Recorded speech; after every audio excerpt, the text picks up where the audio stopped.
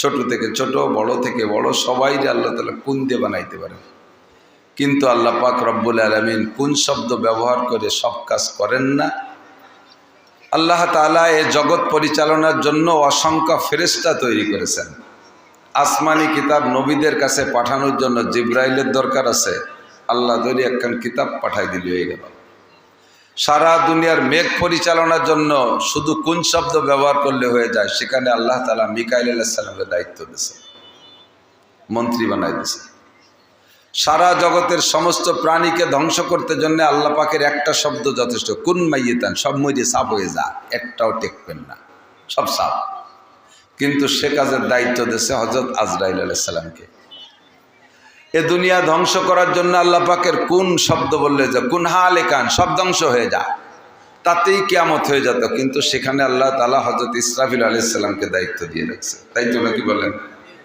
একেই বলে লিকুল্লি ফান্নিন রিজাল, প্রত্যেক বিষয়ের আলাদা আলাদা মানুষ আছে। যুবকরা খুব খেয়াল করবা, শোনা, তোমরা বেশিরভাগই বসে বসে বাদাম খাও, আর ফাঁকে ফাঁকে আবার এই নিচে মোবাইল থুয়ে দিছো, তা একটু এক নজর মোতালা করো, এগুলো করতে হয় না। তুমি মনে করতেছো যে ওয়াজের দায়িত্ব হুজুরকে, হুজুরটা গলা বেছে খাই বেড়াবে, আমরা একটু শুনি, একটু আনন্দ পালাম, মজা পালাম না পালাম চলে গেলাম। আল্লাহ যদি তোমারে পছন্দ করে তাহলে ওই জায়গার থেকে কান ধরিয়ে নিয়ে স্টেজে বসাইয়া বক্তা বানাই দিতে পারে, পারে। এটা আল্লাহর কুদরত, বহুত জনকে বানাইছে। আর যদি এই জায়গা বসাই দেয় তো কিছু তো বলতেই হবে। আর সেই বলার জন্য এখন পড়িয়ে লিখে শেখার দিন নাই, প্রত্যেকের হাতে মাল চলে আসছে। এই যে এই মালে সবাই তাল নষ্ট করে ফেলাইছে। এ জাগে বাড়ি আছে, আর যার কাছে আছে তার লেখাপড়ায় বাস, নর্মাল বাস না, তাও আহিয়ালা বাস। শেষ, চরিত্র শেষ, সময় শেষ, লেখাপড়া শেষ, কর্মজগতে যাইয়া প্রমোশন শেষ, ওর পিছনে সময় দিতে দিতে প্রমোশন নেওয়ার যোগ্যতা হারাই ফেলে, সব শেষ। শোনা কথা মনে থাকে বেশি, পড়িয়ে 10 পৃষ্ঠা মুখস্থ করে তাই স্টেজে বলতে আসবেন, দেখবেন যে হয় না। আর কথা যদি শুনে মুখস্থ করেন, একটার সাথে আরো জোড়াতালি দিয়ে আরো অনেক পাওয়া যায়। এজন্য খুব খেয়াল করে শোনার জন্য বলতেছি। তো লিকুল্লি ফান্নিন রিজাল, প্রত্যেক বিষয় আল্লাহ তাআলা মানুষও সৃষ্টি করে রেখেছেন, কর্মীও সৃষ্টি করে রেখেছেন। সব মানুষ যদি সব কাজ জানতো তাহলে শৃঙ্খলা ঠিক থাকতো না। একজনে গরুর গাঁতে চামড়া চলবে, আর একজনে কিনে নেবে, আর একজনে নিয়ে ট্যানারিতে রিফাইন করবে, সেই রিফাইন করা চামড়া নিয়ে আর একজন জুতো বানাবে, আর সেই জুতো দেশের আর সবাই পায় দেবে, ব্যবহার করবে, ঠিক না? যদি আমাকে প্রত্যেকের দায়িত্ব দিত যে যার যার চামড়া স্যান্ডেল সেই বানায় পাই দেবা, তাহলে খড়ম পাই দিয়া ছাড়াও বইছিল না। প্রেসিডেন্টে যদি বলো তুমি বড় মানুষ, তোমার জন্য তুমি বানায় পাই দাও, তাহলে খালি পায়ে হেঁটে বেড়াতো, সে খড়মও বানাতে পারে না। সবার পোশাক যদি যার যার নিজের পোশাক নিজের বানায় ব্যবহার করতে হতো, তাহলে কয়জনে পারতাম? আল্লাহ তাআলা ভাগ করে দিয়েছে, এক দলে জুতো বানাবে, এক দলে জামা বানাবে, এক দলে কাপড় বানাবে, এক দলে ধান লাগাবে, এক দলে পাট লাগাবে, আর এক দলে পেঁয়াজের ক্ষেত করবে, আর এক গ্রুপ টমেটোর ক্ষেত করবে। এভাবে প্রত্যেকটা ভাগ করে দিয়েছে। সারা দুনিয়া মানুষের জরুরি বিষয়গুলো সব ভাগ করে দিয়েছে। আল্লামা ইকবাল রহমতুল্লাহ আলাইহি বলেন, তকসিম কিয়া হর চিজ কো কসাম ইয়াজল নে, तकसीम किया हर चीज को कस्साम यज़ल ने, जिस शख्स को जिस चीज के काबिल नजर आया, बुलबुल को दिया नाला परवाना को जलना, गम हमको दिया सबसे जो मुश्किल नजर आया। বন্টনকারী আল্লাহ তাআলা সব কাজ তার ইচ্ছা মতো বন্টন করে দিয়েছে। যাকে যেটা দিলে মানায় তারে সেই দায়িত্ব দিয়েছে। দেখেন কত বড় একটা গরু, সে ডাক দিলি পারা 10 হাত দূরত্বে শোনা যায় না। একটুকু একটা কুত্তো ডাক দিলি 3 মাইল দূরত্বে শোনা যায়। কুত্তরে বানাইছে আল্লাহ তাআলা আওয়াজ দেওয়ার জন্য, এই জন্য সে সরাসরি একটা সাইরেন, ওর আওয়াজ কত দূর যায়। আল্লাহু আকবার। যাকে যে কাজ দিয়ে আল্লাহ পছন্দ করেছেন, তো কারে কি দেশে কয় বুলবুল কো দিয়া নালা পরওয়ানা কো জলনা, বুলবুল পাখিরে দেশে তুমি কাঁদবা। কি কয়ে কাঁদে?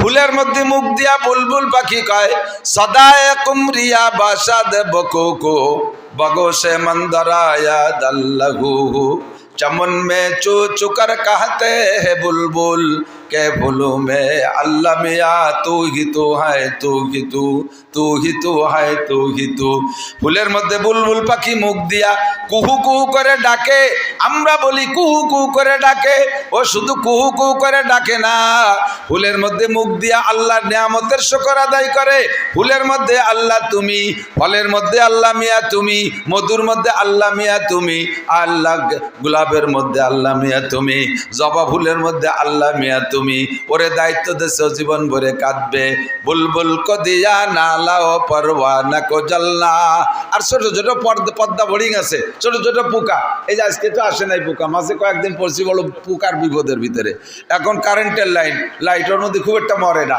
আমাদের ছোটবেলায় আগলা বাতি জ্বালাইতাম মনে আছে নাকি মুরব্বীরা চেরা কুপি ল্যাম্প বাতি যে যা কয় এই আগলা বাতি জ্বালাইলে দেখেন পোকায় দেখতেছে যে ওর মা ওর মধ্যে পড়ে মরছে ও ডিপ করে ওর মধ্যে পড়ে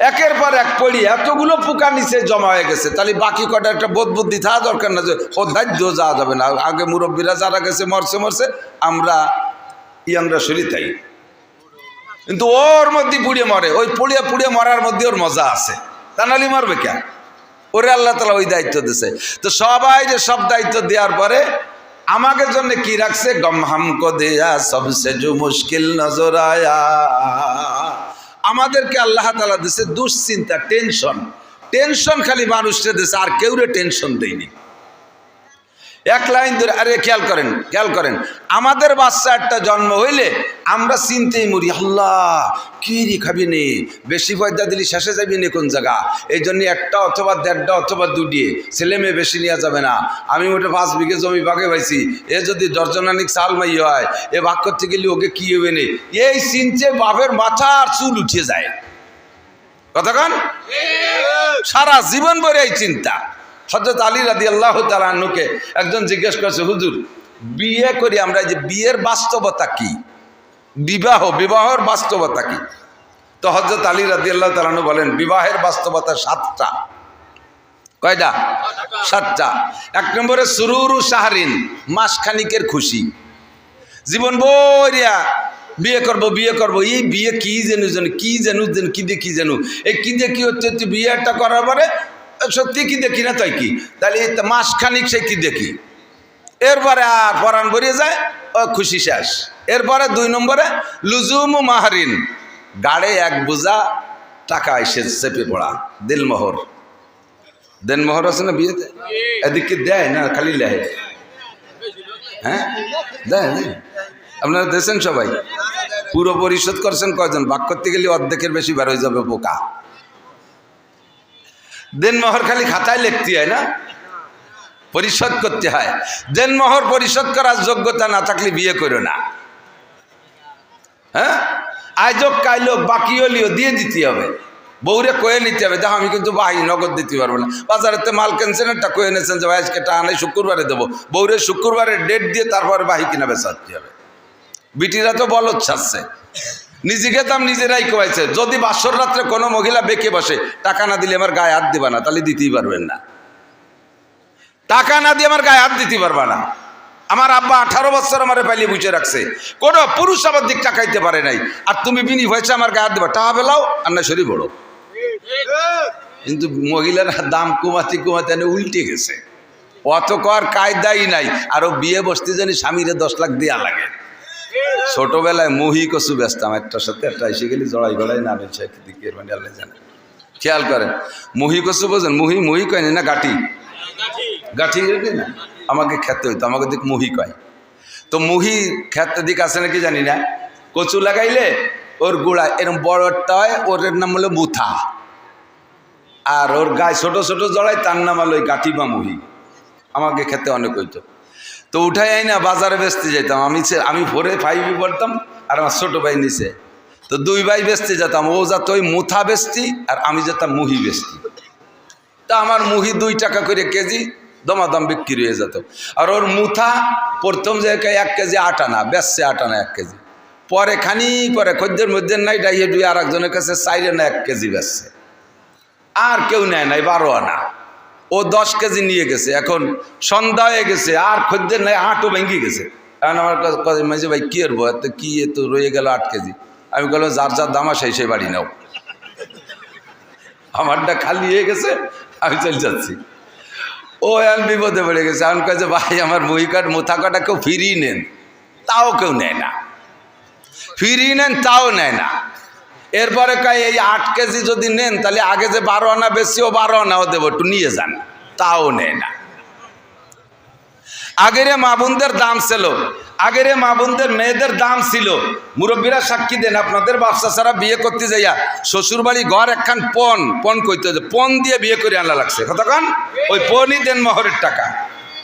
এরপরে দাম কমতি কমতি কমতি কমতি এখন সে মুথার মতো উল্টে গেছে। আর দিন যা বেশি সবটা তোমারে দেবো, কোনো মতে নেও, তাও নেয় না, আদা কচু হয়ে গেছে, ঠিক না? লুজুম মাহরিন, বিয়ের হাকিকাত, এক বোঝা টাকা কাঁধে চাপা, দেনমোহর পরিশোধ করা ওয়াজিব, পরিশোধ করা ওয়াজিব। যদি কেউ দেনমোহরের টাকা স্ত্রীকে না দিয়ে মারা যেয়ে থাকেন, আল্লাহে আল্লাহর কসম, as-siratu বাইনা সিরাতি আল জান্নাহ, পুল সিরাত পার হওয়ার পরে জান্নাতে যাওয়ার আগে আরেকটা পুল বানায় দেবে, ওইটার নাম হলো সিরাতুল কিসাস, প্রতিশোধ নেয়ার পুল হবে, প্রতিশোধ নেয়ার পুল হবে। আপনি নামাজ ভালো, রোজা ভালো, হজ ভালো, যাকাত ভালো, ফরজ ভালো, ওয়াজিব ভালো, সুন্নাত ভালো, তাহাজ্জুদ আছে, ইশরাক আছে, আবিন আছে, তবলিগ আছে, চরমুনায় আছে, নগরকান্দা আছে, সব কিছুতে ভরপুর। বাস আপনি পুলসিরাত পার হয়ে চলে যাবেন। কিন্তু ওই পাশে যাইয়া ওই প্রতিশোধের যে পুল আছে, দুই পাশে দুইজন উঠবে, বুড়ি উঠবে এই দায়িত্বে, বুড়ো উঠবে ওই দায়িত্বে, দুইজন সামনাসামনি।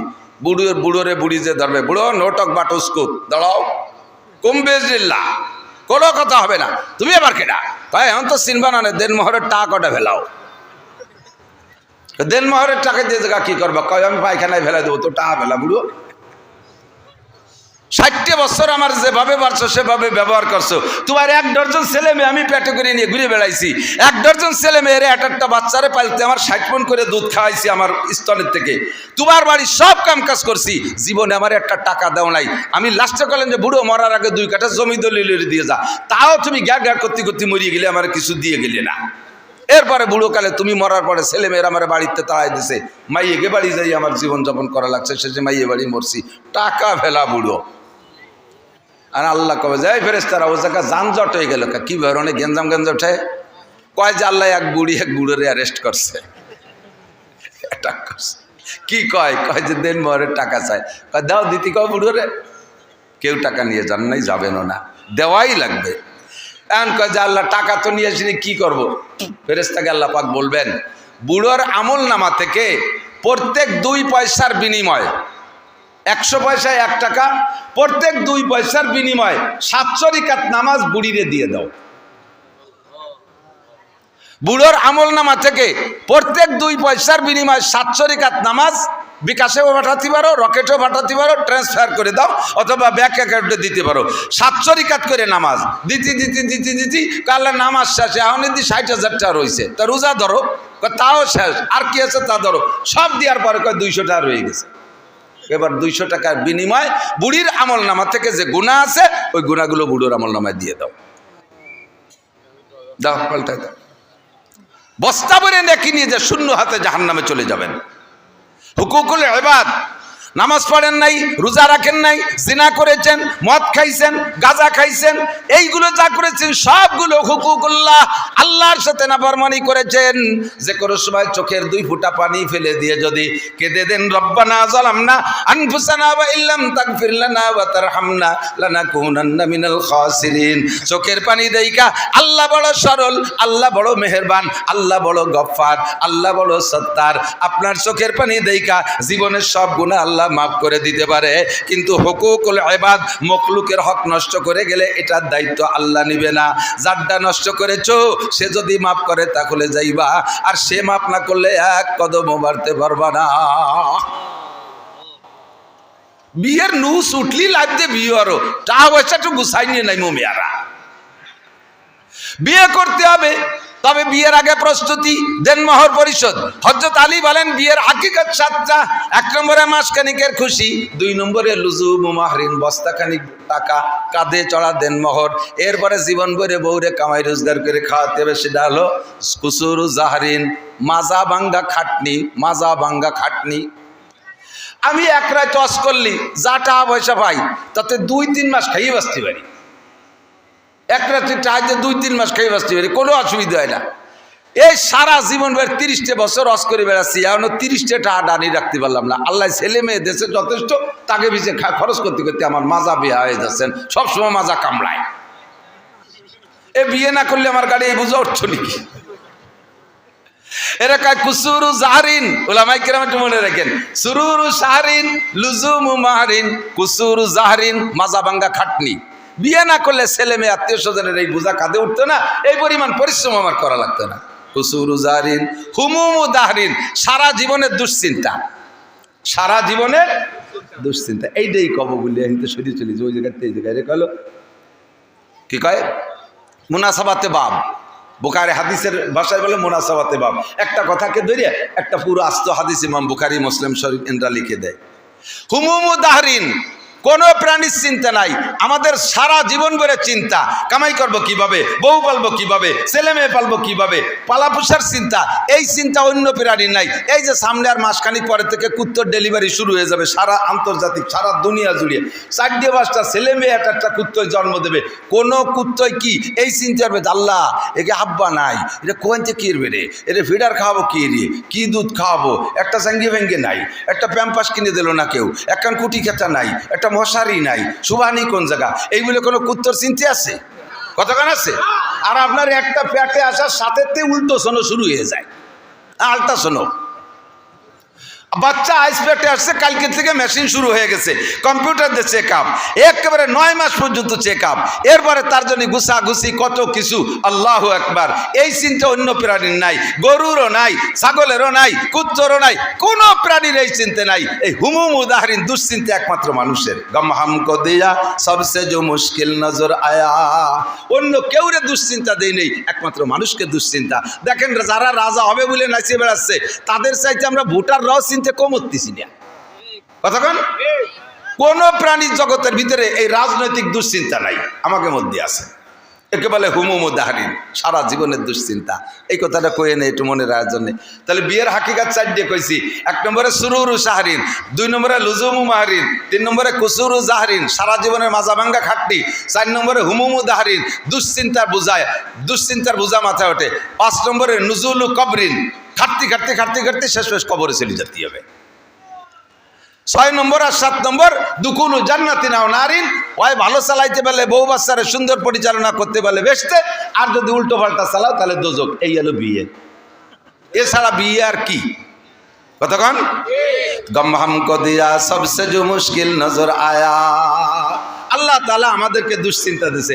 এবার দুশ্চিন্তার ভিতরে আমরা যে যে হালাতে আছি, আপনারা সাধারণ পাবলিক বিভিন্ন কাজে বন্টন আছেন। আমরা হুজুররা, আপনারা মনে করেন যে সব হুজুরের এক কাজ, তা না। হুজুরকে ভিতরে আল্লাহ তাআলা কাজ ভাগ করে দিয়েছে। একদল মসজিদের ইমামতি করে, আরেক দলে মুয়াজ্জিনি করে, আরেক দল হাদিস পড়ায়, আরেক দল মুহতামিমি করে, আরেক দল হেফজখানায় পড়ায়, আরেক দল কিরাতখানায় পড়ায়, আরেক দল পীর মুরিদি করে, আরেক দল ময়দানে জিহাদের কাজ করে, আরেক দল লেখালেখি করে। আর আমাদের মতো এক দলকে আল্লাহ তাআলা কইছে তোমরা ওয়াজ করে খাবা। আমাকে দেশে সবচাইতে কঠিন এই ওয়াজ করা। কিতাব লেখলাম, জায়গায় বসে বসে 10 খান দেখে দেখে দেখে দেখে মিল করে একটা লিখে দিলাম, কিন্তু সে জায়গা অভিযোগ করার কেউ নাই। সাফাই ছাড়িয়ে দিলাম, খালি খালো না খালি না খালো। কিন্তু এই জায়গা 12 তালের মানুষ আছে। আমলিগ, বিএনপি, জামাত, জাতীয় পার্টি, আটরশি, চন্দ্রপাড়া, মানিকগঞ্জ, সুরেশ্বর, বজেশ্বর, ইনায়তপুর, বাহাদুরপুর, শরীয়তপুর, মাদারীপুর, ফরিদপুর, যত পুর আছে সব পুরীর লোক আছে। তবলিগ, সরমনাই, এতাতি, ওয়াজাহাতি, হেজবুত তৌহিদ, কাদিয়ানি, আনি, শেয়ানি, বারোয়ানি, ছয়ানি, সব দলের মানুষ আছে। ছোট আছে, বুড়ো আছে, গুড়ু আছে, কান্দা পার্টি, হাসা পার্টি, দোয়াসলা পার্টি, সব দল পার্টিরে গুছাই গেছে বসায় রেখে 2 ঘন্টা ওয়াজ করা কঠিন ব্যাপার, খুব কঠিন ব্যাপার।